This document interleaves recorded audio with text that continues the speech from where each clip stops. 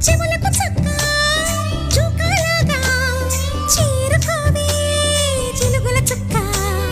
చేతికి రవ్వల గాజుల్లాగా కాలికి మువ్వల పట్టీలాగా పెళ్ళు పచ్చల పతకంలాగా పగలకు దిగదిగ తగలని తొడిగేలా